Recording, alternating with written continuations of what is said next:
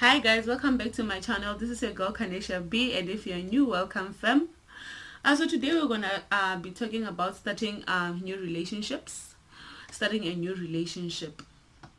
Okay, personally, before we start, I think that starting a new relationship requires you.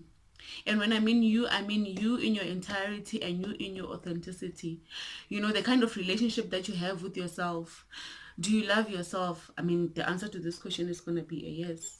But then, do you understand yourself? Do you listen to yourself? Are you patient with yourself? Those are the things that we usually require from other people that we don't necessarily think we require from ourselves. Where else, those are the kind of things that we should first give to ourselves before we can require them from other people.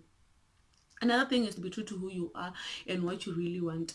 You know, in the beginning of relationships, we just want to impress and go beyond our scope and go beyond, our abilities and capabilities and the people that we are, because we want to keep the spark going and alive. But then when you come to look at it in the long run, it does more damage than it does good, because you have been yourself for 23 years and then now you want to become someone over a space of 2 months. Pelamanji, now you want to surprise us. We wonder, who is this person we have fallen for? Who is this person we have been with for the past 2 months? And you know, when it doesn't work out, we ask ourselves, what happened? And what really happened is us not being true, is us being fake in the first place. Another thing is to be ready. And by being ready, I mean like incorporating your life with someone else is not easy. You know, you are allowing people into spaces of your life that are just sensitive and vulnerable, and you hope that people don't get to use that against you. And what is it that you should be ready for? You should be ready to be understanding. You should understand, number one, that you are human. You have let yourself down so many times, and that it's only human that other people are going to let you down too. You also need to be patient. This is the most difficult one, because I think most of us think patience is an inborn thing, not realizing that it's something that we acquire through love. It's a skill that we acquire, and that's why sometimes it runs out. But then if we practice to be patient with ourselves, we will be able to be patient with other people. Or well, that's how I think it works. Another thing, you need to be a partner. If in a relationship you are going to be looking for a yes man or a yes woman, I have an advice for you.